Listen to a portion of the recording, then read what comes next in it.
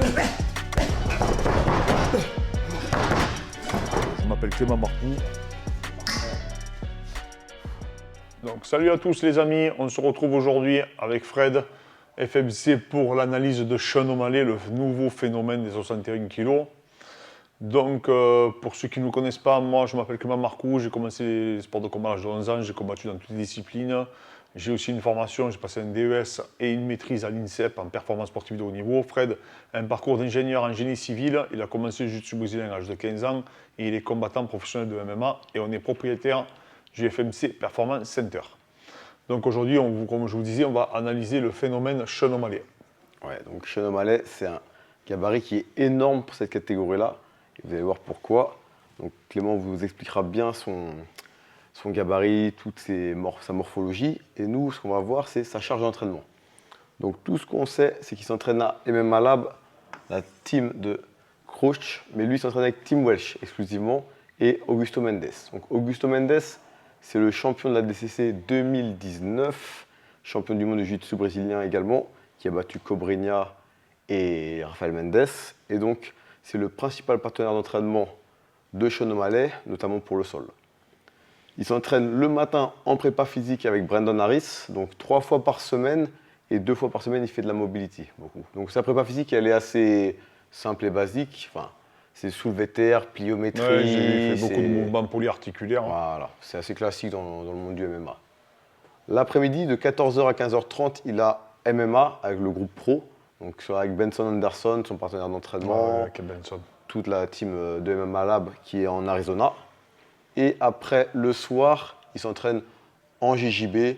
Donc tout ça, on ne sait pas si c'est tous les soirs ou pas, mais il fait pas mal de cours en groupe à la team MMA Lab. Beaucoup de sol, beaucoup de grappling. Il fait notamment des compétitions de grappling, toujours en activité. Parce qu'il est très fort sur le dos, Sean O'Malley. Il a un grappling très offensif. Ouais. Et ça, on ne le voit pas beaucoup en combat parce qu'il ne l'a pas trop utilisé. Il est surtout connu pour son striking. Mais il faut savoir qu'il a quand même un sol qui est vraiment impressionnant.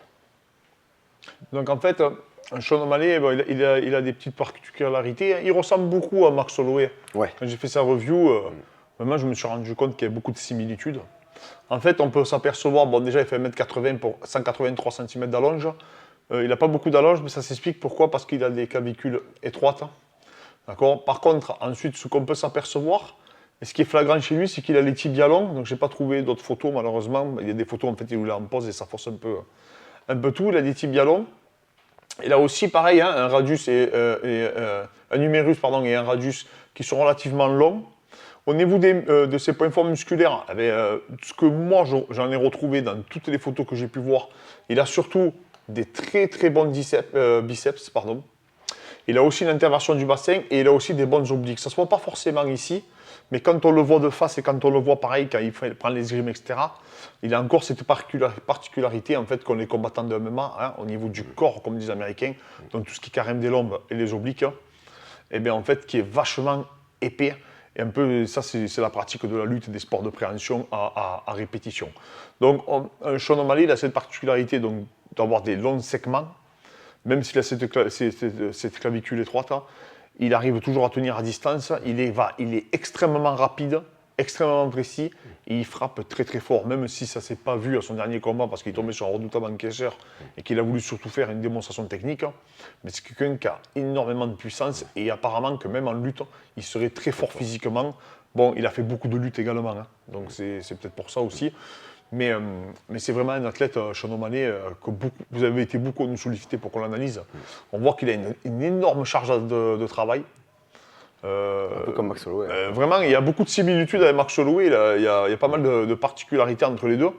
Sauf qu'il est quand même beaucoup plus fragile. Et je pense que la fragilité en fait, qu'il peut avoir au niveau des membres inférieurs, c'est qu'il a vraiment les tibias longs. Il a eu 2 problématiques. Est-ce que c'est pas dû aussi au cutting?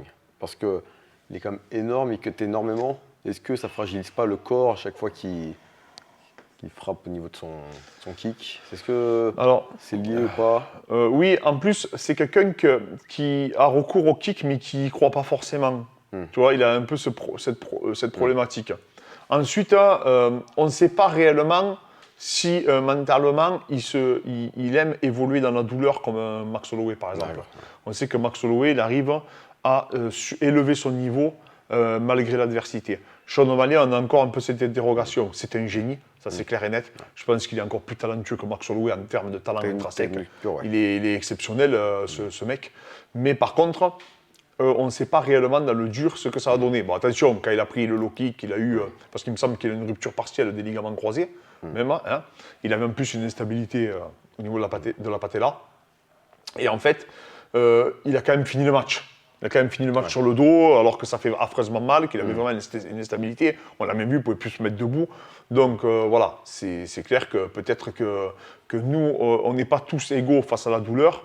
Peut-être que lui, il avait vraiment mal et que malheureusement, bon, on l'a vu, je ne sais plus si c'était son avant-dernier combat, je ne me rappelle plus exactement, où il a eu encore cette blessure. Contre Chito Vera. Voilà, contre Chito Vera.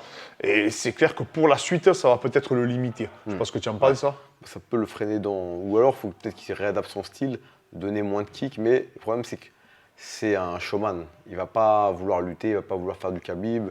Du coup, il s'est donné une image de showman, il est obligé de jouer avec ses kicks. Mais à savoir combien de temps ça va durer, c'est... Il commence à changer de plus en plus de garde pour essayer d'y pallier, un peu comme a fait Max Holloway à son dernier combat contre Yair. Maintenant, c'est sûr qu'avec la particularité physique qu'il a, le cutting qu'il subit, au bout d'un moment, c'est automatiquement on le paye. Ensuite, j'ai vu qu'au niveau de l'alimentation, je ne sais pas si tu as vu, il met beaucoup de plats gras. Alors, je ne sais pas s'il fait exprès pour la publicité, si tu sais, parce qu'il est un peu provocateur, il se prend en train de fumer, il se prend, voilà, il essaie de faire la promotion, mais aussi je sais qu'il est en partenariat, qu'il est sponsorisé par pas mal de marques. CBD. Marques de CBD, etc. Donc, il joue beaucoup sur ce fait-là. Il est vachement charismatique, il est vachement suivi sur les réseaux sociaux.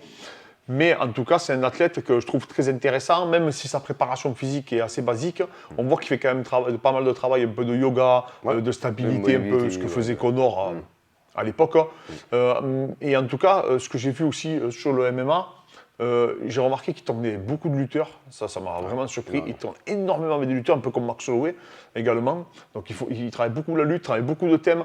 Il travaille exclusivement, quasiment, qu'avec les petits gants. J'ai rarement vu des vidéos de lui avec les gros gants. Jamais de gros gants, Voilà. Et je serais juste curieux de savoir s'il fait réellement des sparring.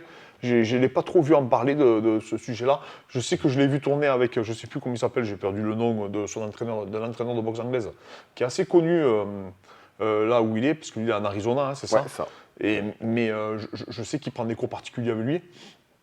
En tout cas, il a une grosse équipe et surtout, il a un sparring. Alors, ce qui laisse présager du bon pour l'avenir, c'est qu'il a un sparring partner au sol qui, je pense, est le meilleur au monde. C'est le meilleur qu'on peut avoir. Pour l'instant, en plus, qui est un ancien de l'UFC, qui s'est pris un KO par Cody Garbrandt, notamment, donc Augusto Tonquino Mendes, et qui est vraiment non seulement très bon au sol, mais aussi très bon en lutte. Il a cette particularité de ne pas être non plus seulement un tireur de garde, mais aussi être très bon au-dessus et très bon pour les règles ADCC. Du coup, il a vraiment ce qui se fait de mieux au sol, et on a du mal à l'imaginer en danger, même au sol, où je pense qu'il garde encore des cartes.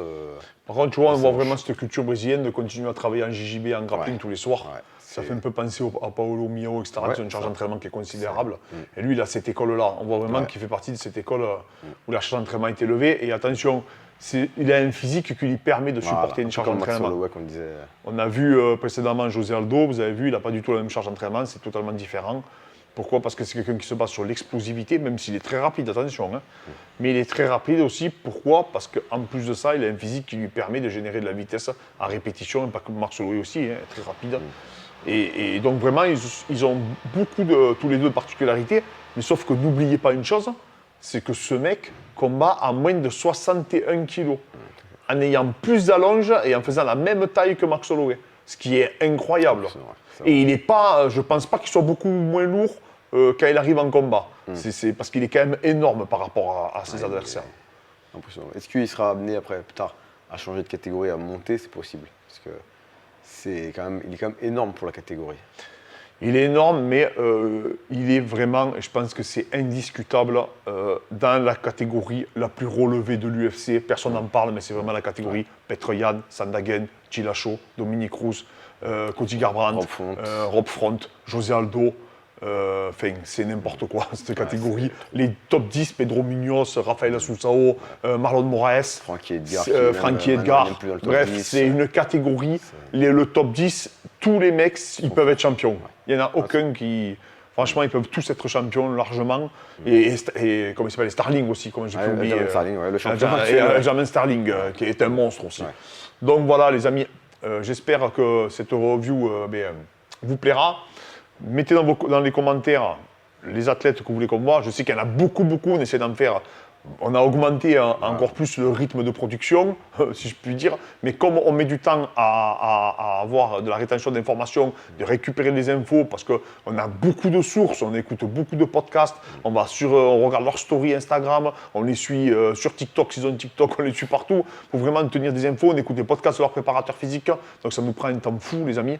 Donc n'hésitez pas à vous abonner, à nous mettre un petit encouragement. Ça fait toujours plaisir et ça nous motive à continuer à aller de l'avant.